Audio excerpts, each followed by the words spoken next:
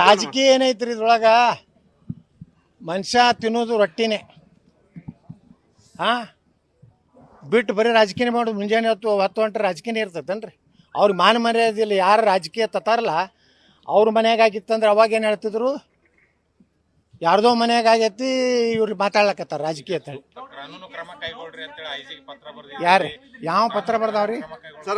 ಯಾರು ಪತ್ರ ಬರ್ದಾರ?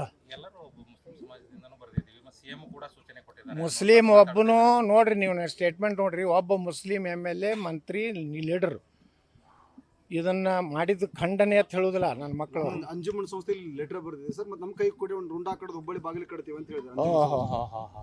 ಈಗ ಹೋಗಿ ಕಡಿ ಅಂತ ಹೇಳ್ರ ಮನೆ. ಲವ್ ಜಿಹಾದ್ ಅನ್ನೋ ಒಂದು ಅಂದ್ರೆ ಇದು ಏನು ಹೆಂಗೆ ಲವ್ ಜಿಹಾದ್ ಆಗ್ತೈತ್ರಿ? ಲವ್ ಜಿಹಾದ್ ಯಾವಾಗ ಆಗ್ತದ? ಆ ಮನೆ ಗದಗ್ನಾಗ ಆಯ್ತಲ್ಲ, ಆ ಹೆಣ್ಮಗಳು ಆ್ಯಸಿಡ್ ಹೋಗಿದ್ರಲ್ಲ ಹೆಣ್ಮಗಳದು, ಅದು ಲವ್ ಮಾಡಿ ಲಗ್ನ ಆಗಿ ಏನಾರೇ ಆಗಿದ್ರು. ಟ್ರ್ಯಾಪ್ ಅಲ್ಲ, ಟ್ರ್ಯಾಪ್ ಮಾಡಿದ್ರೆ ಹೆಣ್ಮಗಳು ಕಾರ್ನಾಗ ಹತ್ತಿ ಹೋಗ್ತಿದ್ರು. ಅವ್ರ ತಾಯಿಗೆ ಯಾಕೆ ಫೋನ್ ಮಾಡಿ ನನ್ನ ಕರ್ಕೊಂಡು ಹೋಗ್ಲಿಕ್ಕೆ ಬಾ ತಾಯಿಗೆ ಯಾಕೆ ಫೋನ್ ಮಾಡ್ತಿದ್ರು? ಲವ್ ಜಿಹಾದ್ ಅಂದರೆ ಆ ಕರ್ಕೊಂಡು ಹೋಗಿ ಲಗ್ನ ಆಗಿದ್ದರೆ, ಸೆಲೆಬ್ರೇಷನಾಗ ಏನೋ ಇದು ಇದ್ದರೆ, ಅಥವಾ ಆ ಹುಡುಗಿನೇ ಓಡಿ ಹೋಗಿದ್ರೆ ಅದು ಲವ್ ಜಿಹಾದ್. ಹಾಂ ರೀ,